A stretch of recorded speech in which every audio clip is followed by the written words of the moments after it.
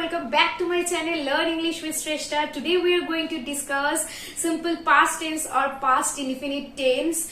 I have already uploaded 3 videos on the topic of tense. The first one is tense in a very brief and in a very simple and easy way. I think it will clear all of your doubts about the tense. So you should go on my playlist and check it out.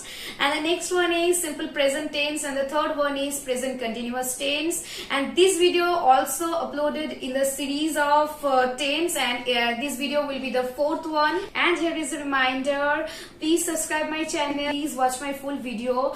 If you like my video, then please don't forget to subscribe my channel, and don't forget to hit the all notification bell icon, because by pressing the notification bell icon you will get notified about my upcoming new videos.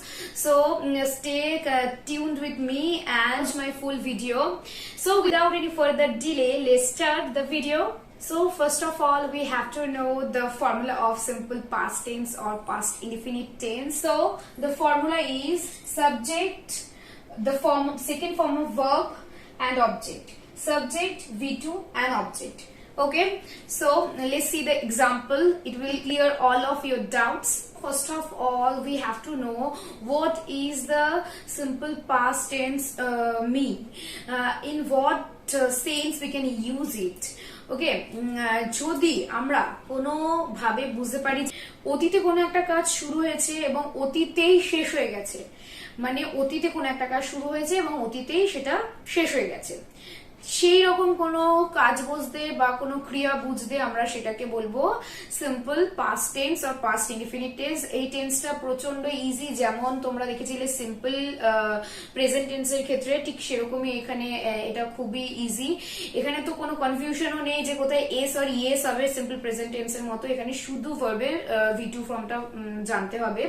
V2 ফর্মটা জানলেই এই টেন্সটা করা খুবই easy. Subject, V2 ভার্বের second form, and দেন হচ্ছে object. এটা খুবই easy, তোমরা অনেক ছোটবেলা থেকে আশা করি ভার্বের সেকেন্ড ফর্ম থার্ড ফর্মটা অবশ্যই জেনে এসেছো আর রেডি মুখস্থ করেছো। এটা বাই হার্টই তোমাদের মনে রাখার, মানে মনে রাখতে হবে, এছাড়া কোনো উপায় নেই এই জিনিসটা মনে রাখার। ভার্বের ফার্স্ট ফর্ম, সেকেন্ড ফর্ম আর থার্ড ফর্ম এটা তোমাদের বাই হার্টই মনে রাখতে হবে। সো আমি ধরে নিচ্ছি যে তোমরা ভার্বের সেকেন্ড ফর্মটা সকলেই খুব ভালোভাবে জানো। না জেনে থাকলে অবশ্যই তোমরা এটার উপরে ধ্যান দিয়ে পড়াশোনা করো, জিনিসটা আমি ডিটেইলে জানো ভার্বের সেকেন্ড ফর্ম এবং থার্ড ফর্ম গুলোকে। যেমন গোটা যদি ফার্স্ট ফর্ম হয় যাওয়া, দেন ওয়েন্ট আর গান, এটা হচ্ছে ভার্বের V2 হচ্ছে ওয়েন্ট, এন্ড গান হচ্ছে V3 ফর্ম, গো ওয়েন্ট গান। ঠিক এরকম ভাবেই ভার্বের 3টে ফর্ম হয়। তো সেকেন্ড ফর্মটা হচ্ছে এখানে লাগবে। কোন রকম কোনো কনফিউশন নেই এস আর ইয়েস যোগ করার, এটা অনেক বেশি ইজি একটা টেন্স, ফর্মুলাটাও যথেষ্ট ইজি। তো এখানে আমরা কিছু এক্সাম্পল নিয়ে নিচ্ছি। দেখো এক্সাম্পলটা দেখলে তোমরা আরো ইজিলি বুঝতে পারবে।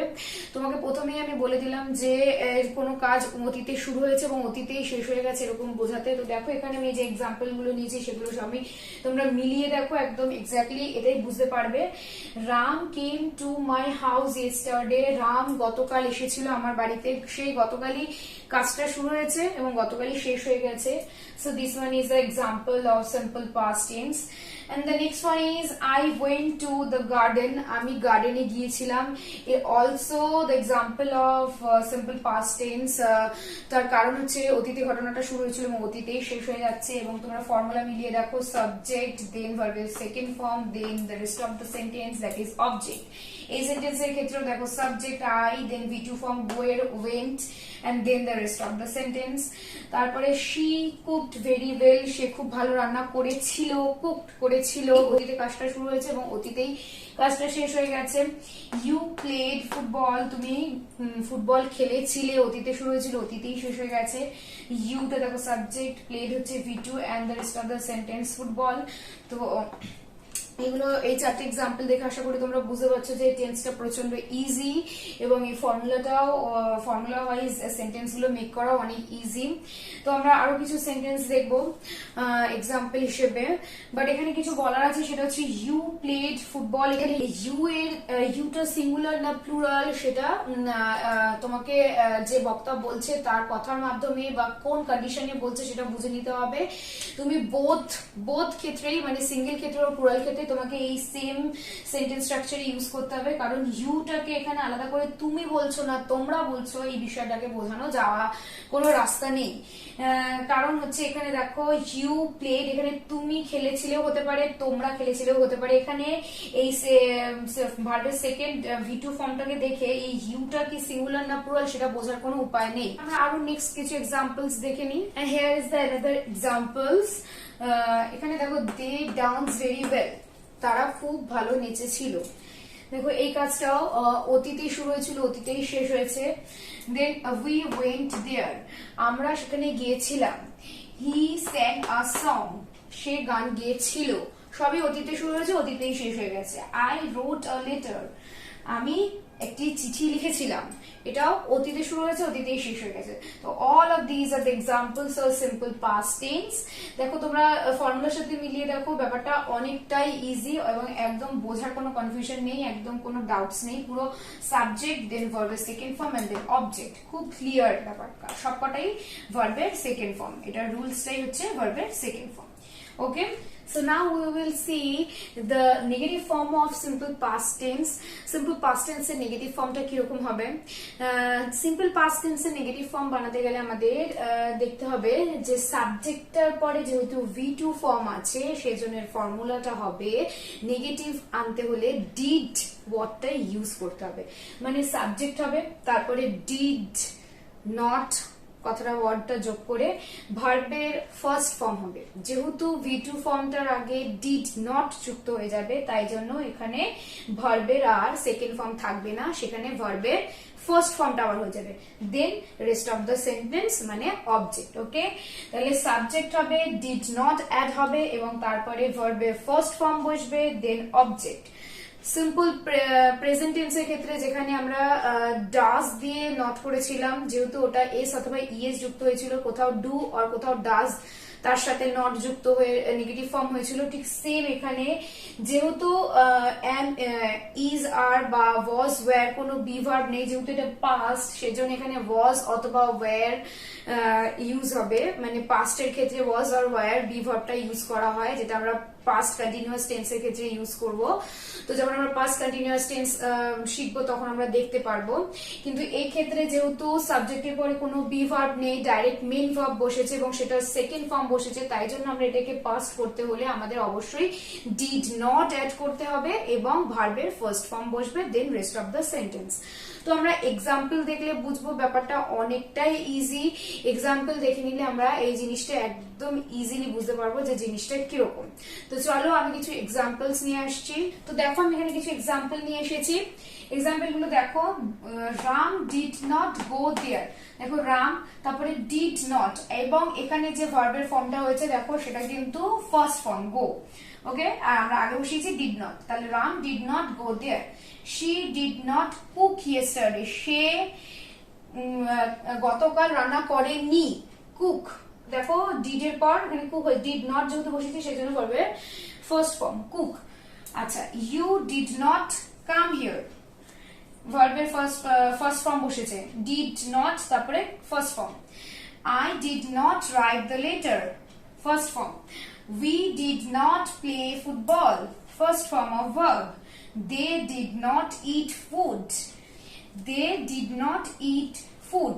দেখো did not এর পর কিন্তু ate না হয়ে eat হয়েছে, ভার্বের ফার্স্ট ফর্ম। V2 ফর্ম না হয়ে V1 ফর্ম, কারণ did not ইউজ করার পরে আমরা কখনোই ভার্বের first form second form use করতে পারবো না। যেহেতু ডিড ইউজ করেছি সেজন্য আমরা কখনোই ভার্বের সেকেন্ড ফর্ম ইউজ করতে পারবো না, ভার্বের ফার্স্ট ফর্মে ইউজ করতে হবে। তাহলে তোমরা দেখো এক্সাম্পলটা, এই যে এক্সাম্পল গুলো দেখছো, তাহলে ফর্মুলাটা নেগেটিভের কিরকম দাঁড়ায়?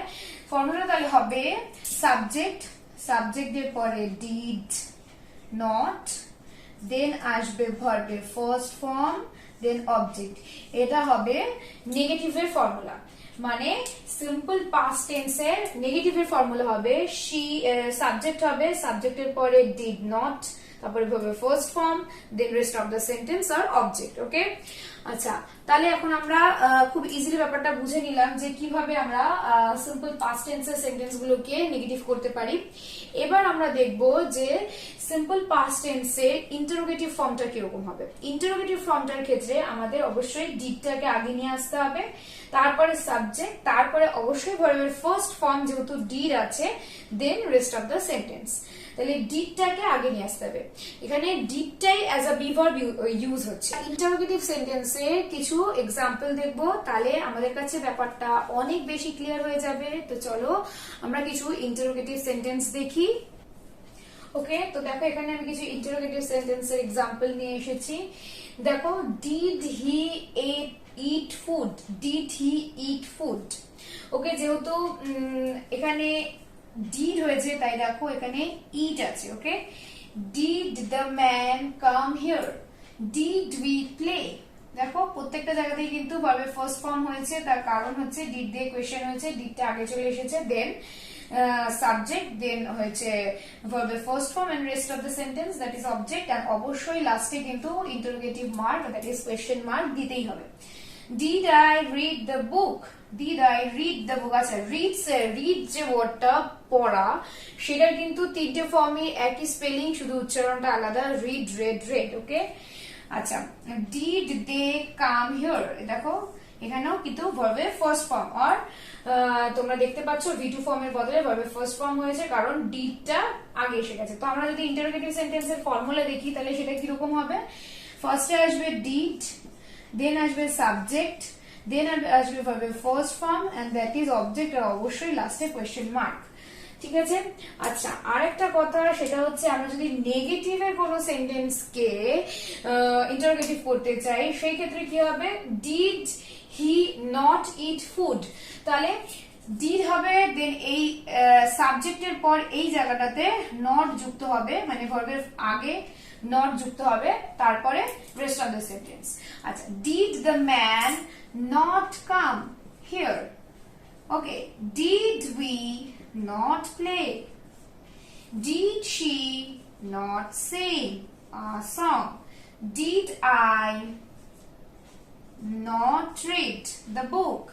Did they not come here? তাহলে নেগেটিভের ক্ষেত্রে যদি আমি কোয়েশ্চেন করি, ইন্টারোগেটিভ করি, তাহলে ফার্স্টে ডিড, দেন সাবজেক্ট, তারপরে আসবে নট, দেন ভার্বের first form, then object, and then absolutely question mark. Obviously question মার্কটা আমাদের দিতেই হবে, then question mark, did, subject, then not, ভার্বের first form and object, and after that question mark. Okay, তো এটা হচ্ছে আমাদের নেগেটিভের ফর্মুলা, নেগেটিভের ইন্টারোগেটিভের ফর্মুলা। আচ্ছা, এবার যদি আমি WH কোয়েশ্চেন বানাই সিম্পল পাস্ট সেন্টেন্সের ক্ষেত্রে, সেটা আমরা দেখবো যে কিভাবে হয়। তো সেন্টেন্স স্ট্রাকচারটা আমরা দেখিনি, কয়েকটা এক্সাম্পল দেখিনি, চলো। ওকে, দেখো এখানে আমরা কিছু WH ওয়ার্ড ব্যবহার করে ইন্টারোগেটিভ সেন্টেন্সের এক্সাম্পল দেখবো। হোয়াট ডিড হি ইট। ওকে, আগে যেমন ছিল ডিড হি ইট, তাহলে সে কি খেয়েছিল, কিন্তু এখানে হবে হোয়াট ডিড হি ইট, সে কি খেয়েছিল, মানে সে কি খেয়েছিল, ভাত খেয়েছিল, ডাল খেয়েছিল, কোনো ফুড খেয়েছিল, জাঙ্ক ফুড খেয়েছিল, কি খেয়েছিল। তাহলে এইটাও কিন্তু মানে তোমাদের WH ওয়ার্ড ইউজ করে আমরা কিন্তু এই সেন্টেন্সটা সিম্পল পাস্ট টেন্সে ইন্টারোগেটিভ সেন্টেন্স করতে পারি। ওকে, why did Rahul come. Okay, why did Rahul, দেখো ভার্বের ফার্স্ট ফর্ম যেহেতু ডিড ইউজ হয়েছে, ডিডটার আগে WH ওয়ার্ডটা বসবে, তারপরে যেমন কোয়েশ্চেনের ফর্মুলা ঠিক তেমন বসবে। ওকে, মানে যেমন আমরা ইন্টারোগেটিভের ফর্মুলা দেখলাম, ডিড, তারপরে ভার্বের, তারপরে সাবজেক্ট, দেন ভার্বের ফার্স্ট ফর্ম, দেন অবজেক্ট। তো WH কোয়েশ্চেনের ক্ষেত্রে ঠিক ডিড এর আগে একটা WH ওয়ার্ড বসবে, তারপরে ডিড, তারপরে সাবজেক্ট, তারপরে ভার্বের first form and then rest of the sentence. Okay, দেখো এখানে when ইউজ করেছি, তারপরে ডিড, তারপরে গো। ওকে, what did I write, what did they play। ওকে, তাহলে what did he eat, Why did Rahul come? When did we go? What did I write? What did they play? তো এইগুলো হচ্ছে simple past টেন্সের WH word use করে কিভাবে আমরা question interrogative করতে পারবো সে তার কিছু এক্সাম্পলস। এবার একটা জিনিস দেখার বিষয় সেটা হচ্ছে, দেখো এখানে আমরা যে ধরনের WH ওয়ার্ড ইউজ করে কোয়েশ্চেন বানিয়েছি, প্রত্যেকটা WH ওয়ার্ডের কিন্তু কোয়েশ্চেনের পরে আমরা কিন্তু একটা নির্দিষ্ট অ্যান্সার পাচ্ছি, যেটা হ্যাঁ অর না এই দুটো অ্যান্সার ছাড়া হবে। মানে আমি যদি জিজ্ঞাসা করি ডিড হি ইট, সে কি খেয়েছিল, তাহলে তার অ্যান্সার হবে হ্যাঁ অথবা না। এবার যদি আমি বলি হোয়াট ডিড হি ইট, তাহলে কি খেয়েছিল সে খেয়েছিল, সে কি খেয়েছিল, ডাল ভাত খেয়েছিল নাকি মাছ খেয়েছিল নাকি কোনো জাঙ্ক ফুড খেয়েছিল নাকি অন্য কিছু খেয়েছিল, তাহলে কি খেয়েছিল সেটা বোঝাতে। ওকে, তো এখানে WH ওয়ার্ড ইউজ করে সেন্টেন্স বানানো মানেই সেটা যে কোনো ফর্মেই হোক না কেন তার একটা নির্দিষ্ট অ্যান্সার থাকবে, যেটা আমি হ্যাঁ অথবা না ছাড়াও দিতে পারবো। ঠিক আছে, তো এই বিষয়, এই WH কোয়েশ্চেনিং বিষয় এবং নর্মাল কিভাবে কোয়েশ্চেন করব, এই কোয়েশ্চেন কিভাবে করা যায় এই বিষয় নিয়ে আমি আলাদা একটা ভিডিও করবো। আর একটা সেই ভিডিওতে তোমাদের আরো অনেক ডিটেইলে আমি এই বিষয়টাকে বুঝিয়ে এক্সপ্লেন করব যে কোয়েশ্চেনিং কিভাবে করা যায়, ইন্টারোগেশন সেন্টেন্সের কত রকম ভাবে মেক করা যেতে পারে এবং তাদেরকে ঠিক কিভাবে ক্যাটাগরাইজ করা যায় সেই সম্পর্কে আমি একটা আলাদা ভিডিও বানাবো, সেখানে আরো ডিটেইল এক্সপ্লেন করব। তো আশা করছি তোমরা এই সিম্পল পাস্ট টেন্সের ইন্টারোগেটিভ, WH ওয়ার্ড ইউজ করে ইন্টারোগেটিভ, নট ইউজ করে নেগেটিভ ফর্মের ইন্টারোগেটিভ এবং এই সিম্পল পাস্ট টেন্সের নেগেটিভ ফর্ম কিরকম হবে এবং সিম্পল পাস্ট টেন্সের এক্সাক্ট ফর্মুলা কি এবং তার ইউজ কি আর কোন কোন ভাবে কোন কোন জায়গায় এতে ইউজ হয় সেটা খুব ডিটেইলে বুঝতে পেরে গেছো। এর ফর্মুলাটাও আশা করি খুব ইজি ভাবে তোমাদের মনের মধ্যে গেঁথে গেছে। এই ভিডিওটা যখন তোমরা দেখবে, আমি তোমাদের কাছে রিকোয়েস্ট করছি, এই ভিডিওটা যখন তোমরা দেখবে তখন একটা পেন এন্ড পেন্সিল, ডায়েরি অথবা খাতা নিয়ে বসো, নোট করো জিনিসগুলোকে এবং খুব মাইন্যুটলি ব্যাপারগুলো বোঝো, তাহলে জিনিসটা তোমাদের কাছে অনেক বেশি ইজি হয়ে যাবে এবং সিম্পল পাস্ট টেন্স তোমরা অনেক অনেক সহজভাবে বুঝে ফেলতে পারবে এবং এটা সম্পর্কে তোমাদের আর কোনো কনফিউশন থাকবে না। তো তোমরা এই সমস্ত এক্সাম্পল গুলো সিম্পল পাস্ট টেন্স এখনো পর্যন্ত আমি যতগুলো এক্সাম্পল দিলাম প্রত্যেকটা দেখি তোমরা বুঝতে পারছো যে সিম্পল পাস্ট টেন্স মানে হচ্ছে অতীতে কোনো কাজ শুরু হয়েছিল এবং অতীতেই সেই কাজটা শেষ হয়ে গেছে, এরকম ধরনের কোনো কাজ বোঝাতে সেটাতে আমরা সিম্পল পাস্ট টেন্স এর ফর্মটা ইউজ করব। তো আমি আশা করছি ভিডিওটা তোমরা ফুল দেখলে তোমাদের ভিডিওটা প্রচন্ড ভালো লাগবে এবং অনেক ইউজফুল হয়ে উঠবে তোমাদের কাছে ভিডিওটা। সত্যি এই ভিডিওটা অনেক বেশি ইউজফুল যারা বিগিনার তাদের জন্য, আর খুব মাইন্যুটলি এই জিনিসটা বোঝারও বিষয় আছে। একদম খুব ইজি একটা সিম্পল জিনিস, কিন্তু খুব মন দিয়ে বুঝতে হবে, না বুঝলে জিনিসটা ততটাই কঠিন, ততটাই কনফিউজিং, ততটাই তোমাকে নানা রকম কনফিউশন ফেস করতে হতে পারে। তো এই ভিডিওটা খুব মন দিয়ে দেখো এবং জিনিসটা তোমরা প্লিজ শিখে নিও। That's it. তো আজকের জন্য এটুকুই। আশা করবো তোমাদের এই ভিডিওটা প্রচন্ড ভালো লেগেছে। ভালো লাগলে অবশ্যই ভিডিওটাকে একটা লাইক করো আর অল নোটিফিকেশন বেল আইকনটা প্রেস করতে একদম ভুলো না। আমার চ্যানেলটাকে অবশ্যই সাবস্ক্রাইব করো আগামীতে নতুন ভিডিও দেখার জন্য। তো আজকের জন্য এইটুকুই। আবার দেখাবে অন্য কোন একটি নতুন ভিডিও নিয়ে এবং নতুন একটি ইন্টারেস্টিং টপিক নিয়ে। তাহলে আজকের জন্য টাটা, happy learning and keep smiling.